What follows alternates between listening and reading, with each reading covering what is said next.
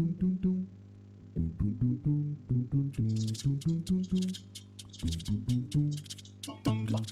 Swastiastu, Om Awinamastu, Namo Sidam, Om Anubadrah Kertawuyantu Swata. Semoga kita senantiasa dalam perlindungan Sang Yang Dewasa. Baik anak-anak, ketemu lagi dengan Bapak pada kali ini. Sebelum kita mulai materi, sebaiknya kita berdoa sebelum belajar. Sikap Anjali Mudra. Om Purwe Jatuh Brahmano Brahmacari Dharma Puasanas Tapa Sudatistas Majatam Brahmanam Brahmajestam Dewasa Sarwa Amna Sakam. Baik anak-anak, untuk kali ini kita akan belajar tentang materi Kitab Suci Weda.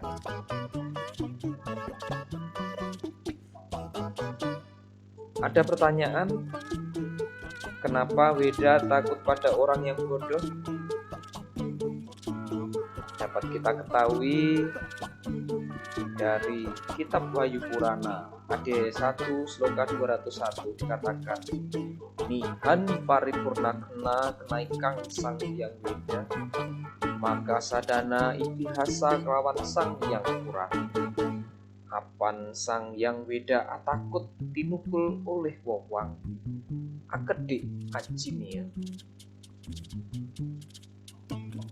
Jadi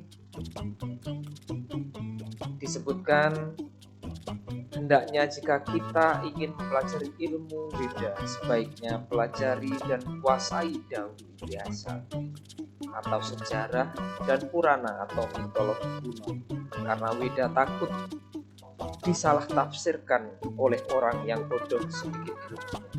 Jadi anak-anak, maksudnya Weda takut pada orang bodoh di sini berarti Weda takut jika dipelajari oleh orang yang kurang ilmunya sehingga disalah tafsirkan. Bukan berarti Weda tidak boleh dipelajari oleh siapapun, tetapi Weda ingin orang yang mempelajarinya ialah orang yang benar-benar pandai.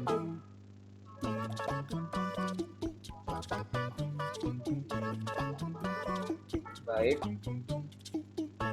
untuk materi kita kali ini, tujuan pembelajaran yang akan kita lampaui adalah yang pertama, kalian bisa memahami bagian-bagian Weda sendiri.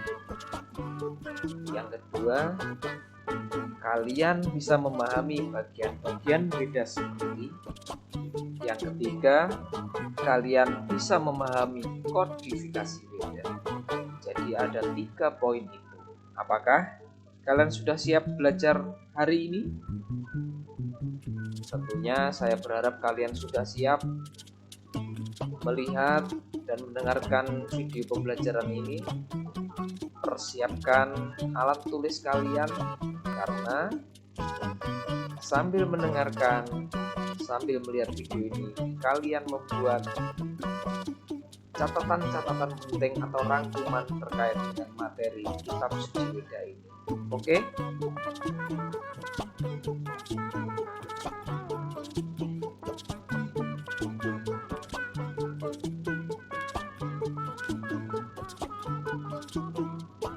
Baik, yang pertama adalah kita akan melihat peta konsep terkait dengan materi Weda. Yang pertama adalah proses pewahyuan Weda. Yang kedua adalah penerima wahyu Weda. Yang ketiga adalah sifat-sifat Weda. Yang keempat adalah kodifikasi Weda. Dan yang kelima adalah nilai dan upaya mendalami Weda. Untuk pertemuan kita kali ini, kita memfokuskan pada materi kodifikasi Weda. Sebelum kita jauh membahas terkait dengan kodifikasi Weda dan bagian-bagiannya, saya ingin mengingatkan kembali tentang apa itu Weda. Jadi Weda berasal dari kata wid yang artinya mengetahui. Weda berisi ajaran ketuhanan atau tatwa, berisi tentang ajaran susila atau etika, dan berisi tentang ajaran upacara atau ritual.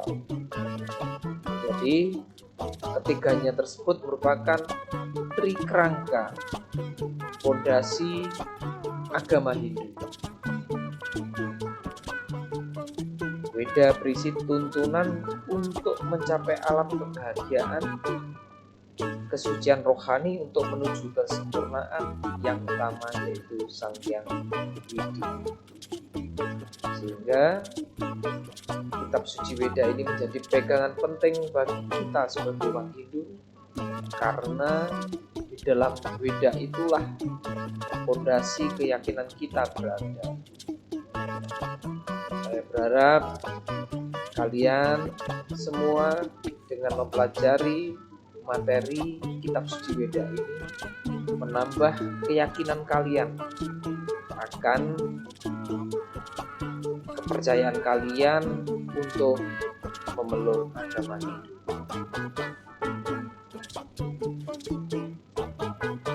Dan jangan lupa anak-anak, di dalam Weda semua ilmu ada di dalam Weda. Mantra yang ada di dalam Weda pasti ada di kitab agama lain, tapi belum tentu semua ada di kitab yang lain. Baru sekarang kita masuk pada materi kodifikasi Weda. Kalian pasti bertanya-tanya, apa itu kodifikasi? Dan kenapa Weda perlu dikodifikasi? Yang pertama adalah, apa itu kodifikasi? Kodifikasi Weda di sini adalah pengelompokan Weda. Pengelompokan Weda.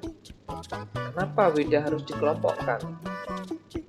Ketika kita kembali bahwa Weda diterima oleh 7 maharsi atau dikenal dengan saptarsi.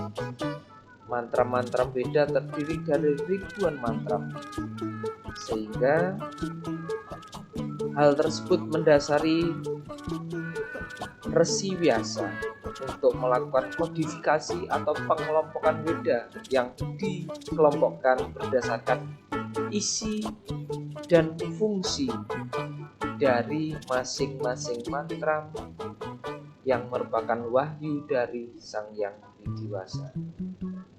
Sehingga dapat dikatakan kodifikasi Weda adalah pengelompokan Weda berdasarkan isi atau jenis dan fungsi ajaran wahyu Sang Hyang Widiwasa itu sendiri.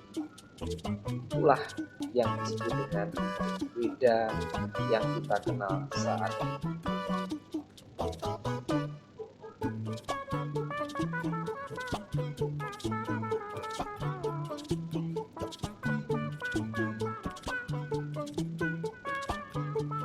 Selanjutnya kita akan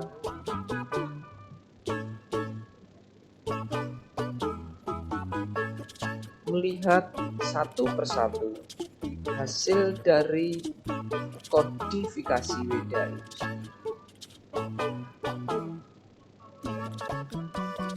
Di mana Resi Vyasa pada waktu itu dibantu oleh keempat muridnya melakukan kodifikasi Weda ini, sehingga kita sampai saat ini masih bisa meyakini, mempelajari kitab suci Wahyu Sang Yang Widi tersebut.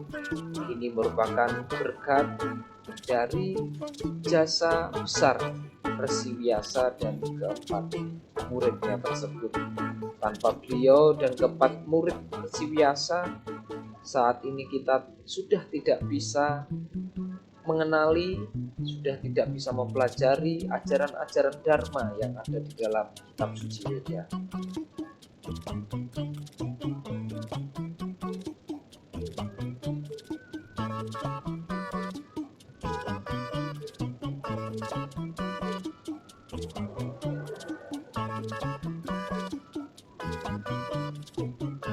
Inilah kodifikasi Weda. Jadi Weda secara garis besar dibagi menjadi dua kelompok. Yang pertama adalah disebut dengan Sruti. Yang kedua disebut dengan Kitab Semerti. Sruti dibagi menjadi tiga bagian. Yang pertama adalah mantra, yang ketiga adalah Brahma, kedua adalah Brahmana, ketiga adalah Upanishad. Dari masing-masing kelompok masih terdapat bagian-bagiannya. Bagian mantra ada 4 kitab: Rig Weda, Sama Weda, Yajur Weda, dan Atharva Weda. Keempat kitab ini disebut dengan Catur Weda Samhita. Dan bagian Brahmana terdapat 3 kitab, yaitu Aitareya Brahmana, Kaushitaki Brahmana, dan Tandya Brahmana. Bagian Upanishad terdapat banyak sekali kitab, tetapi yang paling pokok di sini adalah Artreya Upanishad, Kaushitaki Upanishad, Kena Upanishad, Chandogya Upanishad, Taitriyaka Upanishad, dan Isa Upanishad.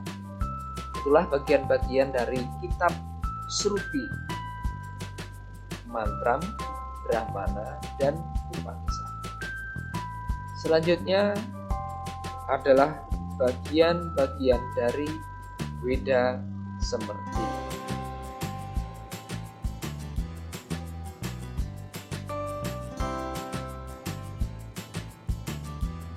Secara garis besar, Weda Semerti dibagi menjadi 2, yaitu pertama adalah Wedanga dan yang kedua adalah Upaweda.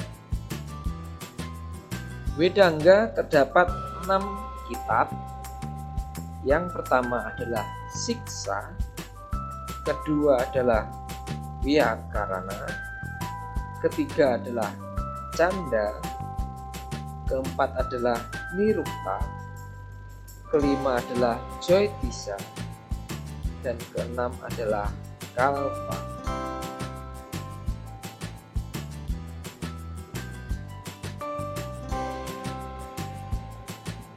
Sedangkan kitab Upaweda dibagi menjadi 6 kitab. Yang pertama adalah Itihasa, yang kedua adalah Purana, yang ketiga adalah Arthasastra, yang keempat adalah Ayurveda, yang kelima adalah Gandharva, yang keenam adalah Dhanurveda.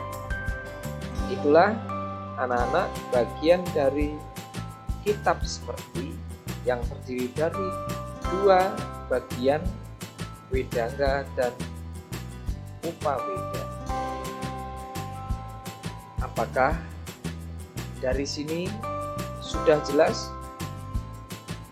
Tentu karena kita belajar dari rumah. Jika ada pertanyaan silahkan langsung kalian bertanya melalui grup WhatsApp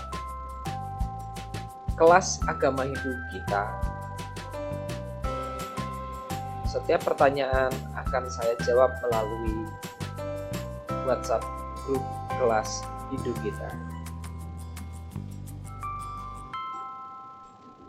Selanjutnya akan kita pelajari satu persatu bagian dari kitab Sruti dan Smriti ini. Yang pertama adalah kitab Sruti. Apa yang dimaksud dengan Sruti?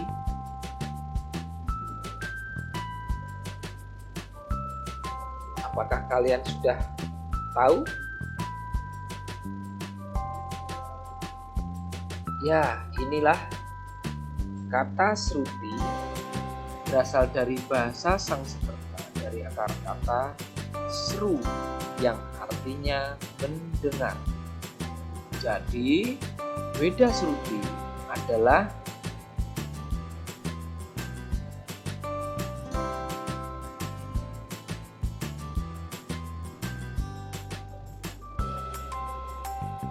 wahyu suci yang diterima oleh Maharsi melalui pendengaran langsung dari Sang Hyang Widiwasa. Jadi, Sruti dapat dikatakan wahyu asli pendengaran para Maharsi langsung dari Sang Hyang Widiwasa.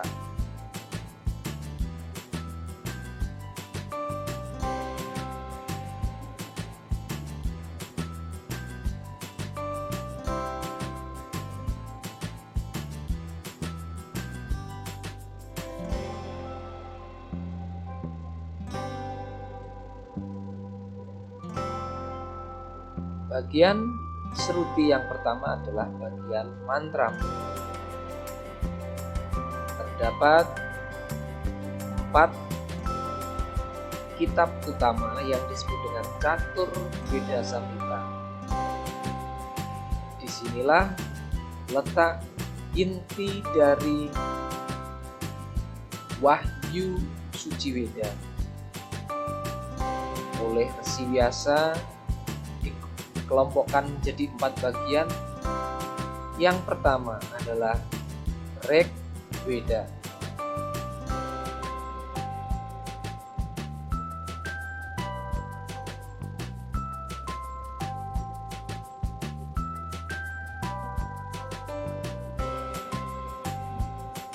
Rig Veda dihimpun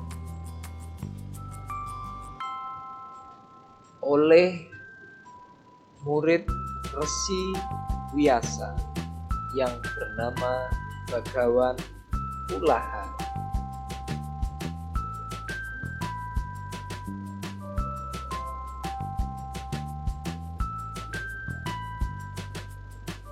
Inilah kitab suci Rig Veda.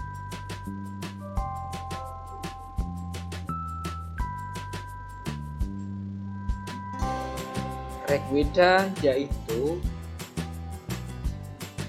kumpulan mantram yang memuat ajaran umum dalam bentuk pujaan. Jumlah mantram dari Rig Veda adalah 1024 mantram.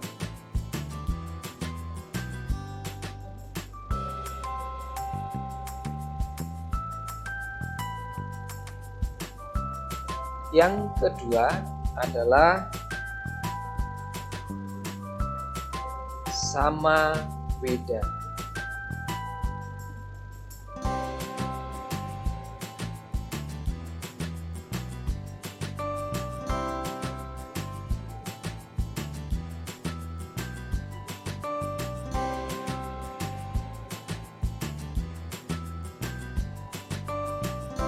Inilah kitab suci Sama Veda. Sama Veda yaitu kumpulan mantram yang memuat ajaran umum dalam bentuk lagu-lagu pujian. Jumlah mantram dalam Sama Veda sebanyak 1875 mantram.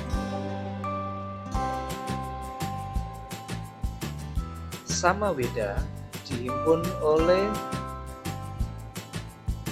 Bhagawan Jaimini yang merupakan salah satu murid dari Bhagawan Vyasa atau Resi Vyasa. Yang ketiga adalah Yajurveda.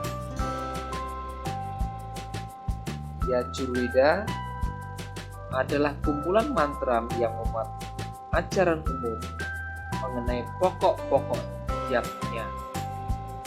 Jumlah mantra Yajurveda adalah 1975 mantra.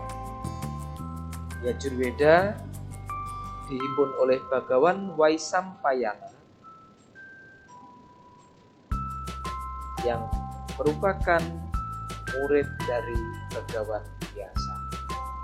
Dan yang terakhir adalah Kitab Atharva Veda.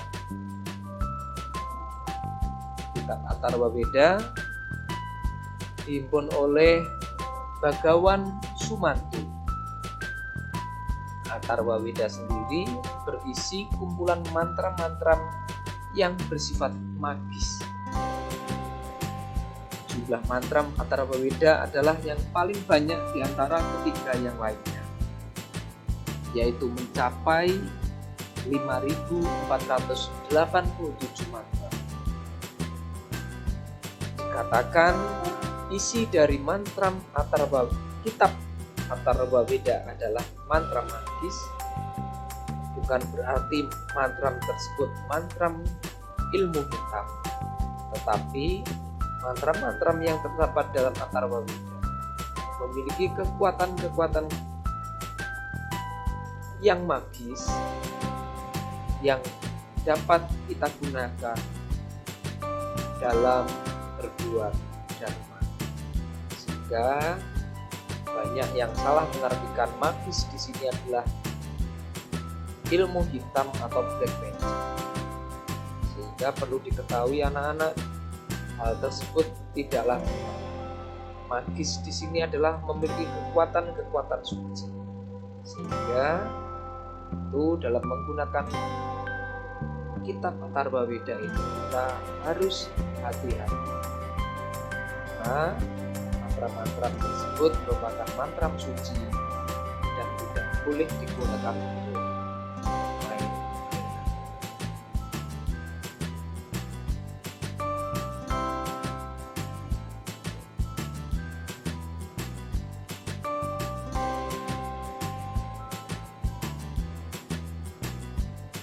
Bagian Veda Shruti yang kedua adalah bagian Brahmana.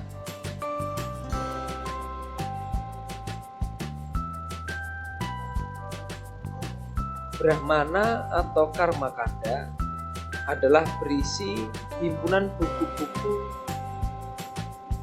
bagian dari kitab Shruti yang kedua. Di sana ada 3 pokok besar kitab Brahmana, yaitu Aitareya Brahmana, Kaushitaki Brahmana, dan Tandya Brahmana. Selanjutnya adalah kitab Upanishad yang membahas tentang teori ketuhanan, karena isinya yang bersifat rahasia, sehingga tidak semua orang dapat belajar kitab Upanishad ini. Tentu yang dapat belajar kitab Upanishad ini yang diperbolehkan adalah bagi orang yang benar-benar siap untuk mensucikan dirinya, melepas keduniawian. Kitab Upanishad memiliki banyak bagian, tapi yang paling pokok adalah Aitareya Upanishad, Kaushitaki Upanishad, Chandogya Upanishad, Isha Upanishad.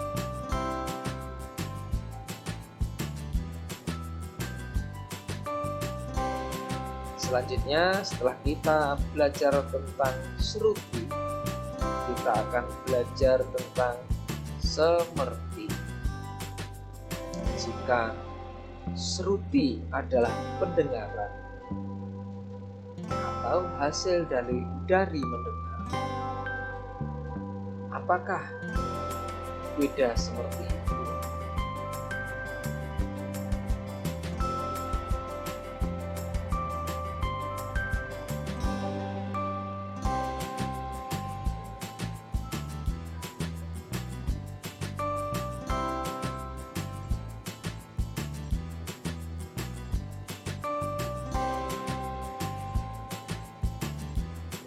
Kata semerti berasal dari kata smer yang artinya mengingat.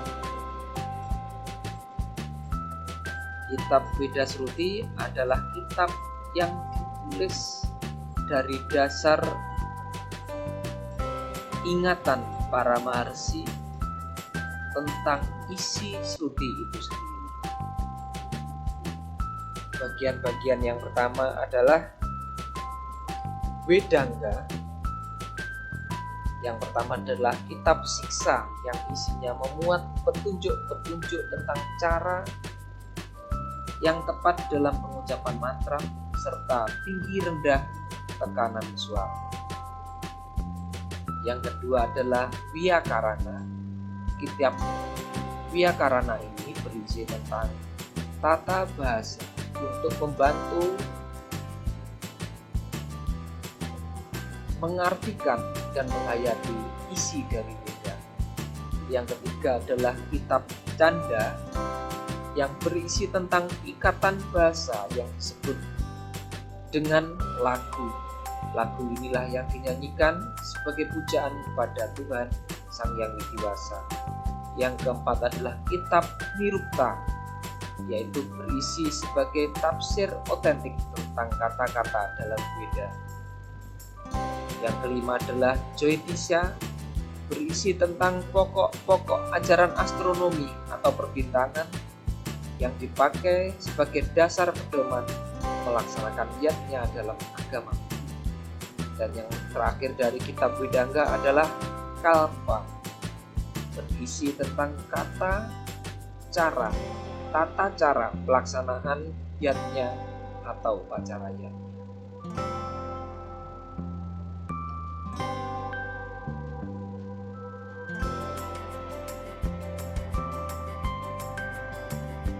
Bagian kedua dari Weda seperti disebut dengan Upa Weda. Upa Weda juga terdiri dari 6 kitab. Yang pertama adalah Itihasa, kitab yang berisi tentang cerita kepahlawanan atau sejarah. Kitab ini terdiri dari 2 kitab besar yang kita kenal, yaitu kitab Ramayana dan kitab Mahabharata.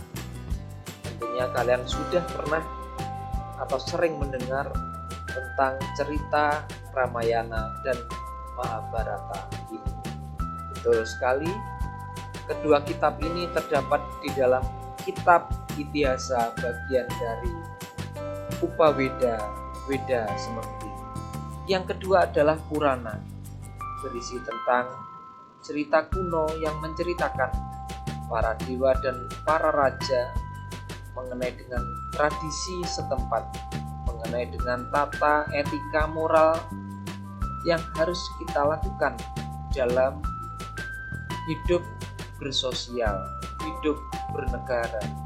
Sehingga dari Purana ini banyak sekali pesan-pesan moral, mana yang dapat kita lakukan dan mana yang tidak boleh kita lakukan, mana yang baik dan mana yang tidak baik. Karena implementasi nyata dari Weda tercermin dari kitab Purana ini. Oleh sebab itu dikatakan di depan bahwa ketika kita ingin belajar Weda, yang harus kita pelajari yang pertama adalah kitab Itihasa dan kitab Purana. Karena keduanya adalah implementasi nyata dari pelaksanaan ajaran-ajaran kitab suci Weda. Yang ketiga bagian dari Upa Weda adalah Arta Sastra yaitu kitab yang berisi tentang ilmu pemerintahan negara atau ilmu politik. Di dalamnya masih ada kitab Niti Sastra, Sukraniti, dan Pusana. Yang keempat adalah Ayurveda, yaitu kitab yang berisi tentang ilmu kedokteran atau kesehatan. Jadi di dalam agama kita juga mengenal ilmu kedokteran. Tadi di dalam Widata ada Jyotisa yang merupakan ilmu tentang astronomi. Jadi kita tidak perlu berkecil hati bahwa dari ajaran agama Hindu banyak sekali ajaran-ajaran yang sampai saat ini masih kita gunakan sebagai dasar, sebagai sumber dari ajaran-ajaran baru yang muncul di dunia.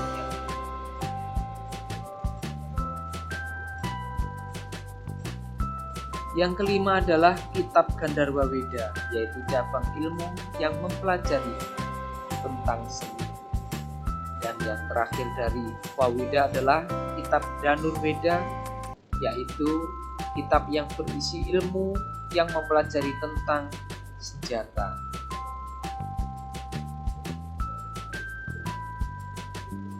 Itulah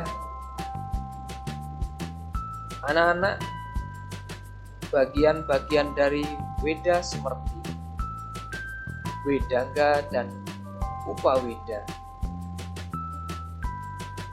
Apakah masih ada yang kurang jelas sampai kita di sini terkait dengan kedudukan Sruti dan Smriti? Dapat kita ketahui dari isi kitab Sara Samujaya Sloka 37 yang dikatakan, ketahuilah oleh Sruti itu adalah Weda, dan Smriti itu sesungguhnya adalah Dharma Sastra. Keduanya harus diyakini kebenarannya dan dijadikan jalan serta dituruti agar sempurnalah dalam Dharma. Jadi mantra tentang Sruti dan Smriti, keduanya harus kita yakini sebagai Weda, sebagai akhir dari materi ini. Simpulan yang dapat kita petik dari materi kitab suci Weda bagian kodifikasi Weda adalah kita tentu sangat berhutang budi yang sangat besar kepada Bhagawan Vyasa atau Maharsi Vyasa serta keempat muridnya, Bhagawan Pulaha, Bhagawan Sumantu, Bhagawan Jaimini, dan Bhagawan Vaisampaya. Karena berkat beliau kita sampai saat ini masih bisa mempelajari Wahyu Suci Sang Hyang Widi sebagai tuntunan hidup kita semua. Tanpa adanya kodifikasi Weda oleh Bhagawan Vyasa, kita akan kebingungan untuk menerjemahkan satu persatu dari mantra-mantra yang jumlah ribuan tersebut. Sehingga dengan kodifikasi Weda, mantra-mantra yang terdapat saat ini tidak mengalami kerancuan, dan kita sebagai umat Hindu harus merasa memiliki, menghargai dan menghormati kitab suci Weda ini. Terima kasih pada kalian semua yang sudah mengikuti video pembelajaran ini dari awal sampai akhir. Saya harapkan ketika kalian di rumah dan beraktivitas di luar rumah, tetap patuhi protokol kesehatan. Gunakan masker, rajin cuci tangan, dan jaga jarak ketika kalian berada di tempat umum. Karena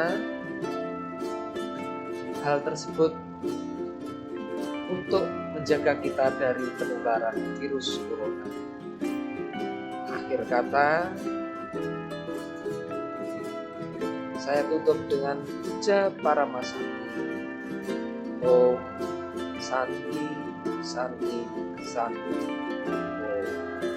Semoga damai selalu atas anugerah Sang Yang Widi Wasa.